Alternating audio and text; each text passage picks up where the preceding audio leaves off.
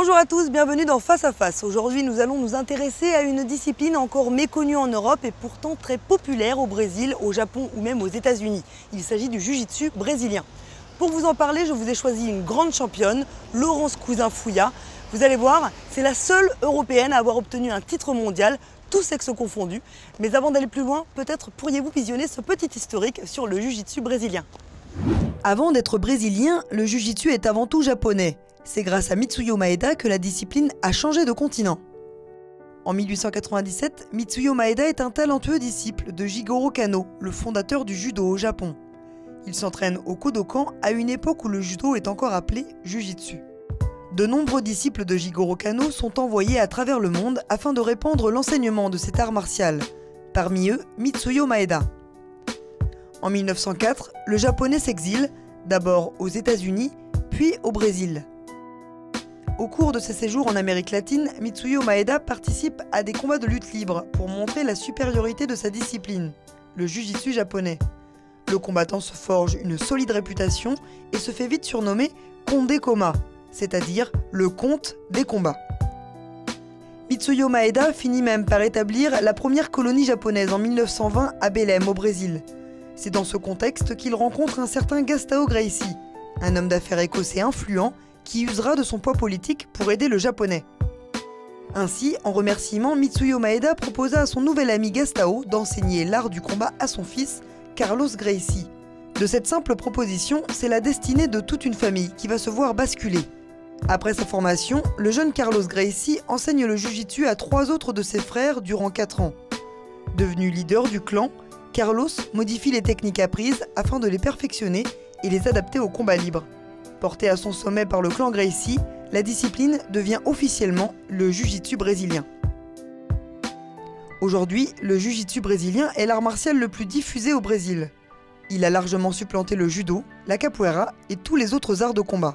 En France, le JJB est introduit par Rickson Gracie en 1995 grâce à l'organisation de plusieurs séminaires. L'engouement est important, plus de 400 combattants font le déplacement pour rencontrer l'icône brésilienne. C'est dans ces circonstances que le premier club émerge au Cercle Tissier à Vincennes. Dès lors, de nombreux Français partiront au Brésil pour perfectionner leur art et se mesurer aux pionniers.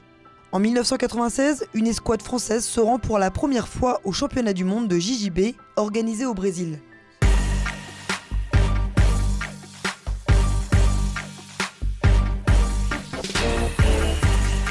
Nous sommes ici au Toulouse Fighting Club. C'est ici que s'entraîne Laurence Cousin-Fouillat. Vous allez voir, c'est la seule femme à avoir obtenu une ceinture noire en Europe. Je vous laisse la découvrir en action.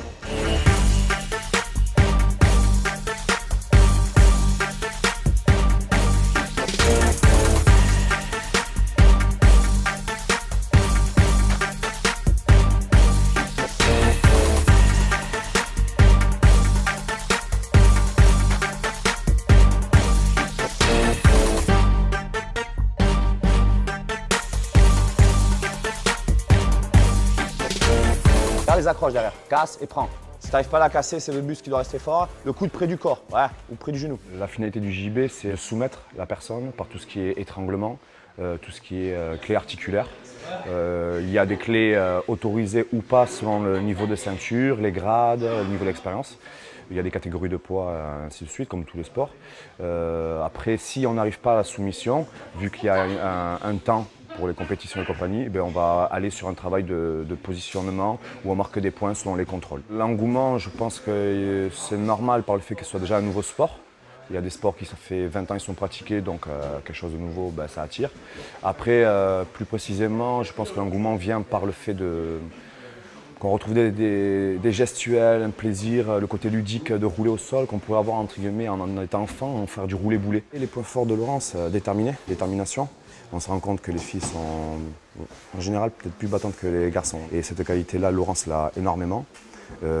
Après, sérieuse, rigoureuse, à l'heure. Après, ses qualités pour être au niveau mondial, elle les a. Et elle se bat jusqu'à la dernière seconde. Elle est prête à affronter des filles plus lourdes. Et la dernière compétition, elle a prouvé. Ça a été un très beau combat. Bonjour Laurence. Bonjour. Merci de nous recevoir. Laurence, cette histoire du JJB, elle commence comment pour toi? Elle commence dans mon petit club d'aïkido avec un professeur qui était ouvert sur une multitude de disciplines de sport de combat. et qui nous a fait venir son voisin qui pratiquait du jiu-jitsu brésilien. Laurence, tu as fait tes armes au cercle Tissier à 19 ans. Tu étais la seule femme. Est-ce que c'est quelque chose de difficile d'arriver dans une salle où il n'y a que des hommes? Au début, ça a été pas très simple, mais finalement, je me suis facilement adaptée au milieu masculin. Parce que déjà, moi, quand j'en pratiquais avec mon club d'aïkido, il y avait en majorité que des garçons. Donc c'est vrai, quand je suis arrivée au cercle Tissier, on va dire que c'est plus le nombre qui a été impressionnant pour moi, plus que de travailler avec des garçons. Quand a eu lieu ton déclic? À quel moment tu t'es dit j'ai envie d'aller plus loin dans la pratique et faire de la compétition?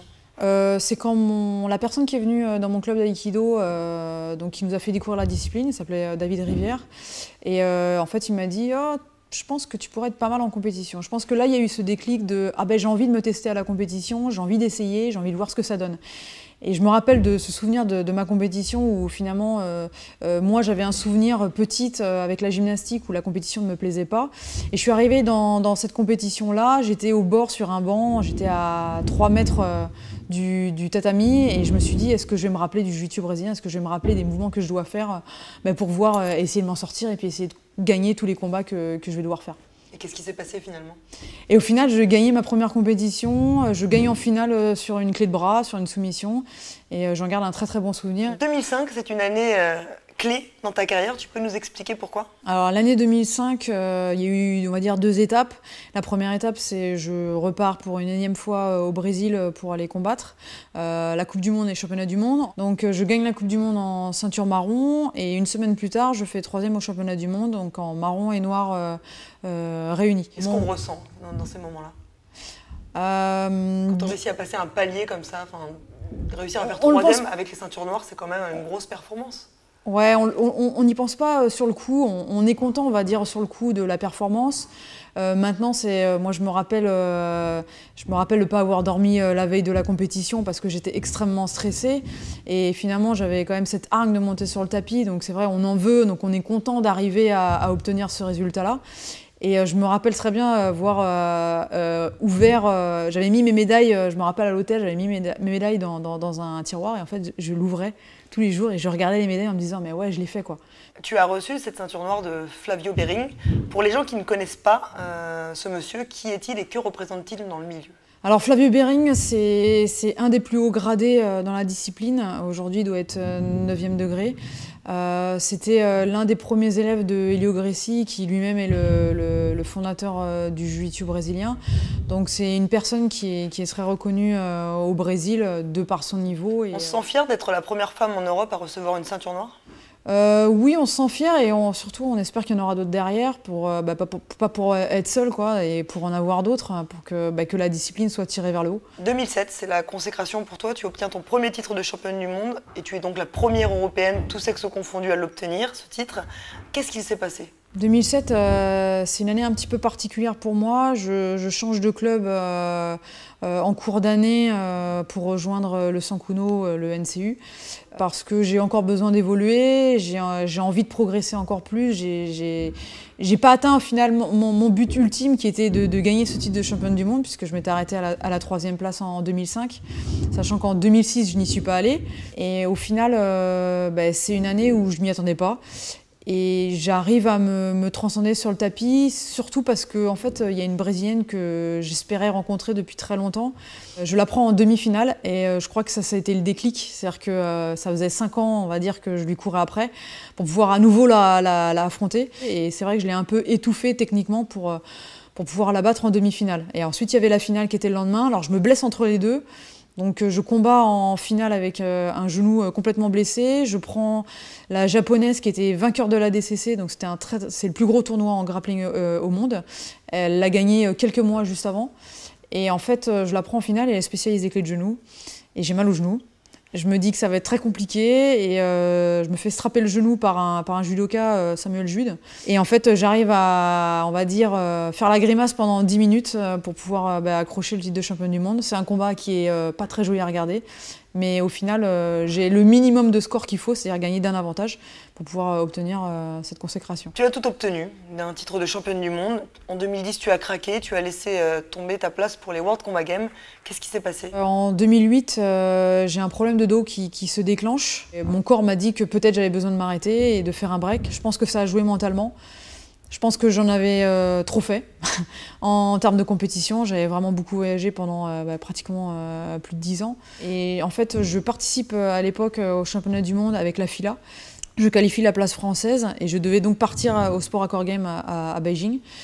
Et en fait, mon mental a craqué et a été plus fort que tout le reste. Et donc, j'ai cédé ma place à Océane Alvar qui est allé à ma place. Qu'est-ce qu'on ressent quand on perd son titre de championne du monde pour la première fois, qu'on est blessé et qu'on a finalement l'impression que le destin s'acharne contre toi? C'est dur parce que, au final, on a donné toute sa vie parce que c'est quand même beaucoup de sacrifices, beaucoup de contraintes, à s'entraîner tout le temps, à, on va dire, délaisser un peu ses amis, sa famille. Mentalement, c'est difficile et on essaie de trouver une solution avec un chemin parallèle. Et c'est vrai que moi, l'enseignement, c'était quelque chose qui me plaisait énormément. Donc forcément, chaque parcours a son lot de joie et de souffrance. Quel a été, toi, ton pire souvenir? C'était la perte du titre mondial ou c'était autre chose? Ça a été en 2002 où je perds sur un petit tournoi au Brésil, mais je subis une triche monstrueuse de la part de l'arbitre qui déclenche le combat alors que le combat avait déjà commencé.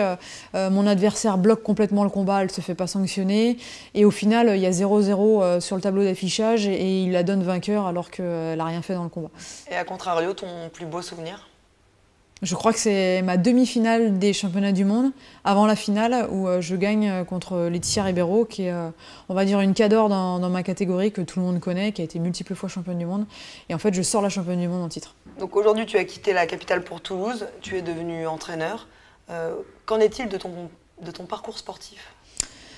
Alors, j'entraîne toute l'année 2012 et 2013 avec mes élèves et je reprends tout ce qui est préparation physique et entraînement pour moi en 2013 et je me relance dans la compétition donc, cette année-là pour me faire plaisir et pour créer on va dire, un dynamisme dans le club. J'ai créé un groupe qui fonctionne très bien et qui permet un petit peu de tirer les élèves vers la compétition.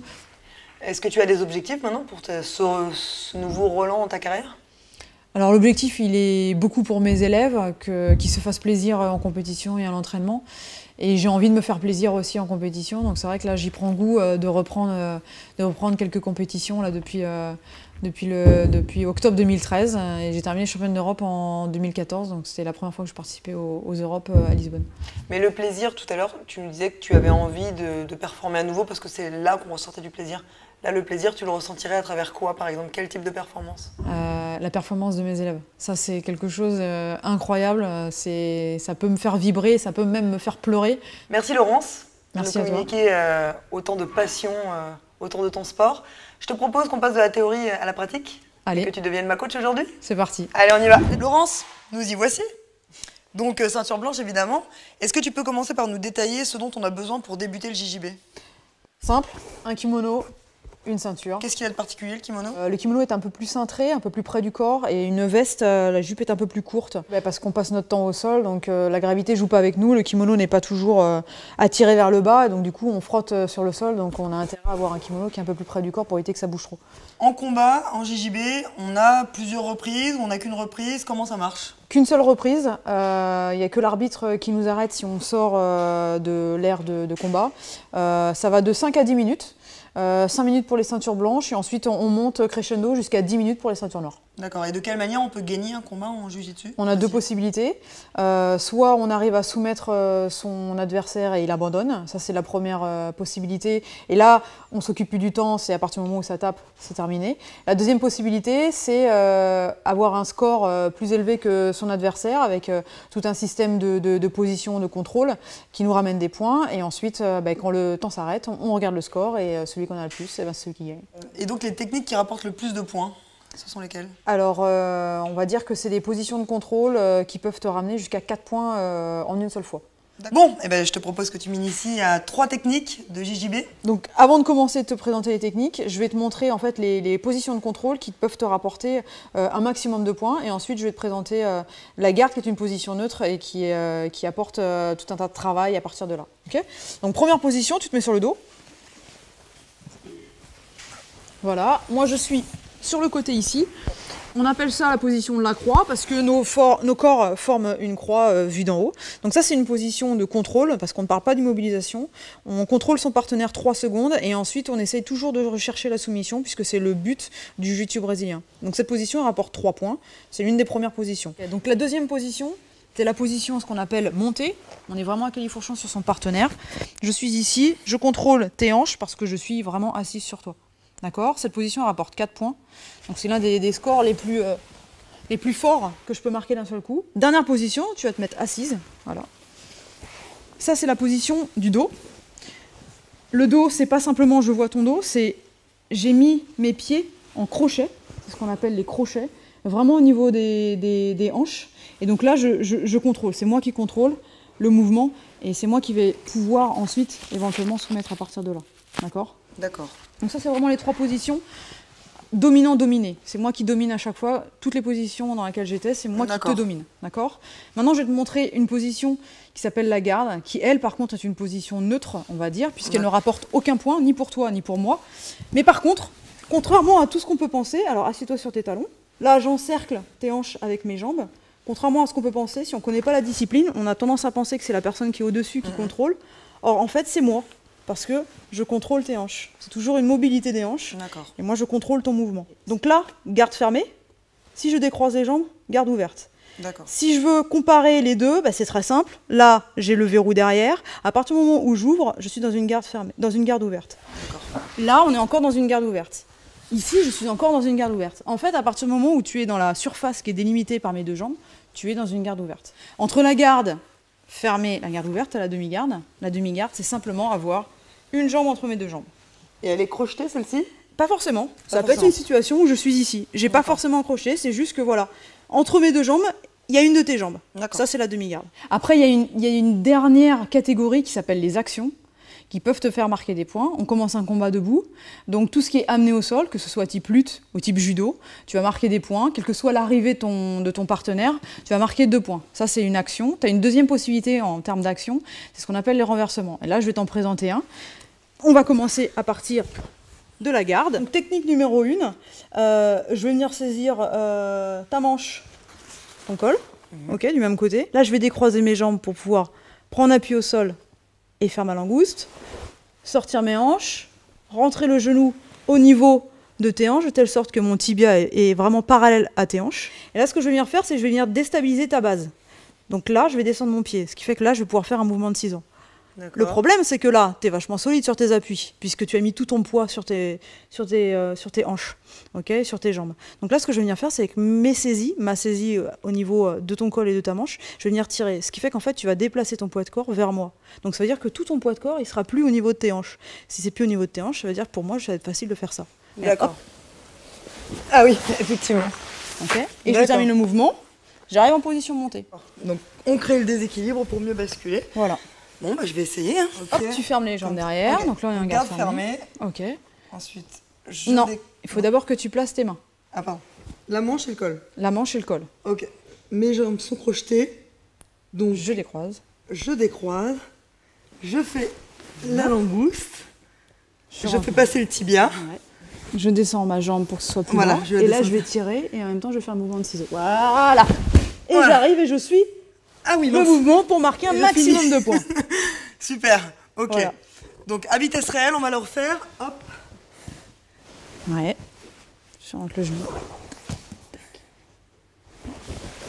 Parfait. Hop. Comme ça. Voilà. Bon, c'était un peu lent, mais ça marche bien. Mais tu as compris le principe de je tire pour enlever le poids. Et bien comme j'enlève le poids, je peux faucher parce que c'est beaucoup plus facile. Tout à fait. Bon, après, c'est une logique à avoir. Ça vient pas forcément tout de suite, mais j'ai à peu près compris. Voilà. Donc là, tu as utilisé une forme de corps pour pouvoir renverser et marquer un score. Super.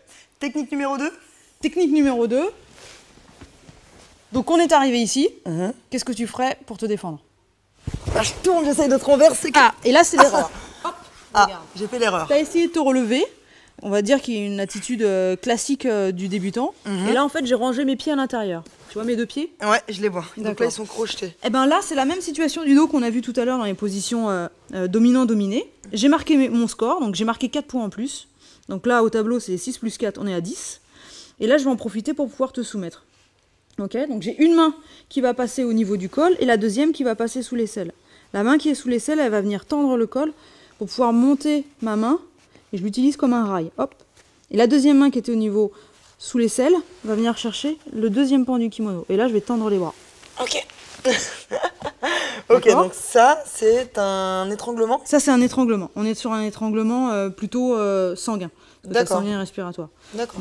Un, je tends, je saisis de l'autre côté Ok. et je serre. Ok. Bon, je vais essayer de l'appliquer. Donc tu vas te mettre tout de suite sur le dos, parce qu'a priori tu vas pas faire l'erreur du débutant. Alors. Donc, que je sois assise ou que je sois à genoux, c'est exactement la même chose. D'accord.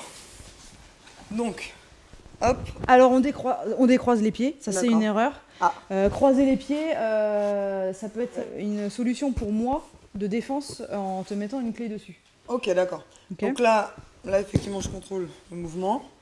Ensuite, je passe une main ici. Voilà. Je tends le col. Je viens chercher le col ici au plus haut. Ouais. De là, je chope l'autre col. Et je tire sur les deux. Ouais, c'est ça. C'était ça? Ouais. Ok. Donc, je résume. Donc, mes jambes sont crochetées. Ma main passe en dessous, tire le col. La main passe au-dessus et prend le col au plus haut possible. Je chope l'autre col et là, voilà, j'ai fini. Super. Voilà. Donc, technique numéro 3. Alors, technique numéro 3, on va reprendre la même position de départ que la technique numéro 1, donc le travail de la garde. Et on va voir ce que l'on appelle, c'est le jujigatame. Donc, le jujigatame, c'est une clé de bras. Surextension au niveau du coude, et la douleur arrive forcément à ce niveau-là. La première chose, je vais isoler le bras, donc je vais le saisir. Manche droite, main droite. Deuxième main, elle vient se placer au niveau, j'attrape la toile et je viens au-dessus du coude. Et je m'arrange pour que le coude, voilà, je viens simplement le poser au niveau de ma hanche. Et ce que je vais venir faire, c'est je vais venir décroiser mes jambes et je vais venir poser mon pied sur ta hanche à toi. Et là, je ce qu'on appelle ferme la fenêtre. Si je fais ça, en fait, tu as encore une possibilité de pouvoir partir. Donc là, en fait, je place mes verrous pour être sûr que tu puisses plus partir. Là, je t'ai fixé le bras, l'épaule. Là, étape numéro 3, je vais venir décaler mes hanches. Grâce à mon pied sur la hanche, là, je vais venir pivoter mon corps sur le côté. Mais tu as vu, c'est pas une langouste, je sors pas mes hanches. C'est juste mon dos qui vient se décaler sur le côté. Ça, c'est l'étape numéro 3. Étape numéro 4, j'enlève le pied de la hanche. Je viens croiser le pied en passant au-dessus de ton épaule. Dernière étape, pour terminer, j'enlève la main qui est au niveau de ton coude. Je viens pousser la tête et je viens passer ma jambe au-dessus. D'accord. Et là, j'oriente le pouce vers le plafond et je vais venir lever mes hanches. Ah oui, d'accord. Et c'est pareil, on tape quand on a mal. D'accord. Donc là, D'accord. c'était une clé de bras. Voilà, jujigatame, clé de bras. Ok, donc je vais tenter cette technique moi aussi, qui m'a l'air bien complexe. Donc, garde ouverte. Voilà, on ferme la garde. Je suis crochetée. Oui. Ok, là c'est parfait. Ok. Donc là, je saisis. On inverse. Ah pardon. Je manche. saisis la manche Le coude. et le coude. Je tire. Décroise. Ouais, je Je tire. décroise. mets Je le pied tire. sur la hanche. Ah non, Hanche. d'abord la hanche. Voilà. Voilà, on ferme la fenêtre. Voilà, on ferme la fenêtre. On décale son corps sur le côté. Oui. Voilà. Et on lève sa jambe. Voilà. Pas, sans dépasser l'épaule. Voilà, parfait. Ok. Maintenant, on vient croise. Parfait. Voilà. Et là, on vient pousser la tête sur la joue. Là, on pousse sur le côté. Voilà. On fait passer la jambe par-dessus. Hop, comme ça. Oh. Donc alors attends, vitesse réelle, qu'est-ce que ça donnerait? Donc on est croisés. Je place le pied. Voilà, je décale Je mon corps. Ça, décale. c'est le plus important. Ok. Ok. Et là, tu peux ne pas croiser tes deux pieds et passer directement à l'étape suivante. D'accord. Hop. Ok, et là, hop, je me lève. Voilà. Ok, super. Eh ben, il y a beaucoup d'informations qui rentrent Oui, parce que en 3 techniques. c'est pas naturel, parce que là, tu es en train d'apprendre comment te déplacer au sol, alors que quand tu travailles sur un sport où tu es debout, déjà, le déplacement, c'est naturel. Là, il faut travailler et ton déplacement qui n'est pas naturel, et ensuite, tout l'aspect technique avec les saisies, et puis où est-ce que je place mes pieds, ça s'appelle la coordination. Ok, alors j'ai envie de me souhaiter bonne chance à moi parce que je vais devoir faire un petit combat face à toi et que je n'ai strictement rien retenu. Il y a trop d'informations, mais on y va, on n'a pas peur. Allez, hop. c'est parti. Alors en place, prête, combattez.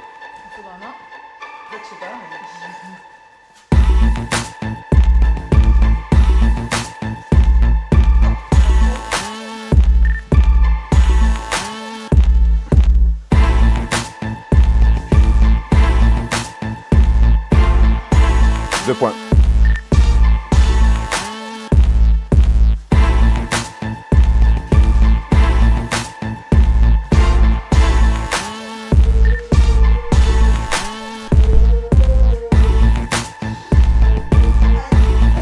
Stop.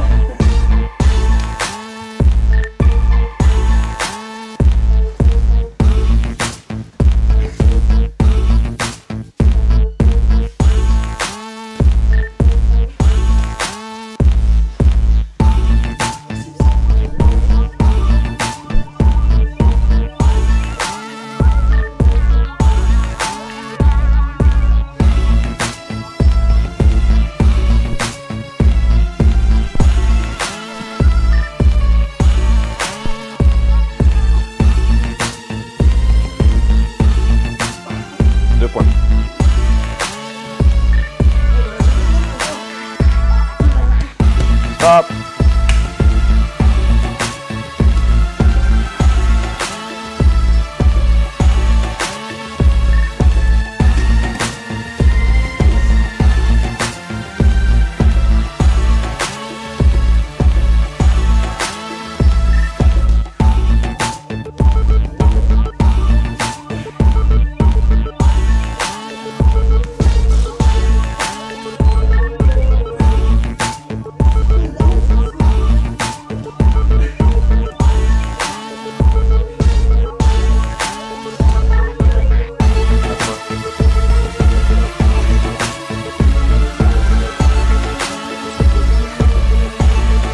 Stop.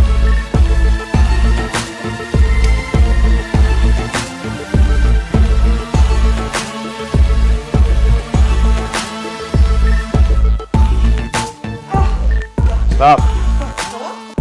C'est bon. Merci Laurence pour cette super initiation au JJB. Merci à toi d'être venu. Bon, il faut un certain bagage, hein, on le sent bien. Pour avoir une manière, pour pouvoir s'exprimer, il faut des clés. Et les clés, ça s'apprend avec la répétition sur le long terme. Je pense qu'une année, c'est pas trop mal pour commencer à prendre du plaisir, comme tu me le disais. On est très près du corps, il faut vraiment se faufiler, trouver les opportunités. On peut se retrouver au-dessus, en dessous, enfin on passe son temps à rouler, il faut vraiment se repérer dans l'espace. Néanmoins, c'est une discipline qui demande beaucoup de stratégie, d'intelligence, beaucoup de réflexion, je me rends compte. Il y a énormément de connexions qui se sont créées en l'espace d'une séance. Donc c'est une vraie discipline intéressante. Vraiment merci pour cette initiation. Quant à nous, on va se quitter sur ces images de soumission comme d'habitude. On remercie évidemment la marque Venom pour son accompagnement, ses équipements. On remercie le Cercle Tissier pour sa préparation. Et puis je vous souhaite à vous un bon entraînement, gardez la forme et on se rejoint pour le prochain face à face. Allez, nous on y retourne ? On y retourne. Allez. Hop.